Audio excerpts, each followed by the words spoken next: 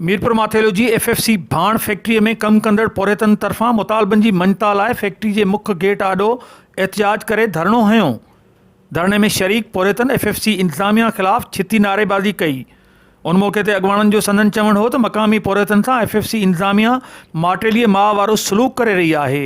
हुन चयो त 21 महीननि खां सालाना एग्रीमेंट न पियो कयो वञे ऐं मेडिकल अलाउंस तोड़े ॿारनि जी तालीम जी सहूलत मुयसर नाहे। उन्होंने चयो तो फैक्ट्री अंदर ठेकेदारी निज़ाम के ख़त्म करे मजदूरन के पक्को कयो वञे।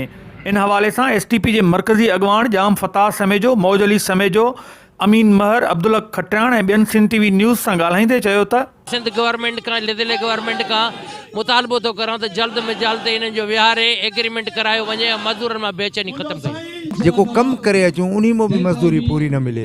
असां सां वॾियूं ज़्यादतियूं, सेफ्टी जो तो इते नालो ही कोने। बैगिंग सेक्शन ते असां सां या फैक्ट्री इंतजामिया एडी ज्यादती करे थी जो असां हाणे सरापा एहतजाज बणिजी विया आहियूं। असांखे 21 महीना थी विया आहिनि त असांजो एग्रीमेंट न थियो आहे। उन खां बाद में मेडिकल असांजो बंदि आहे। असांजो जेको को बि labour court court supreme court ते केस असां खटिया आहिनि। उन केसनि खे हे कंपनी नथी मञे। तमाम ॾिसो त सभु लोकल माण्हू वेठा आहिनि, न इन्हनि लाइ मेडिकल आहे, न का तालीमी सहूलत आहे, कुझु बि न आहे। नाज़रीन, पोरेतन इल्ज़ाम हयो तो फैक्ट्री इंतजामिया मक़ामी माण्हुनि खे नज़रअंदाज करे ॿियनि सूबनि मां माण्हुनि खे घुराए खेनि भर्ती कयो पियो वञे। संदन चवणो त असांजा जाइज़ मुतालबा हल न कया विया त एहतिजाज खे जारी रखियो वेंदो। कैमरामैन टीम सां गॾु अशरफ बुखारी, सिंध TV न्यूज़, मीरपुर माथेलो।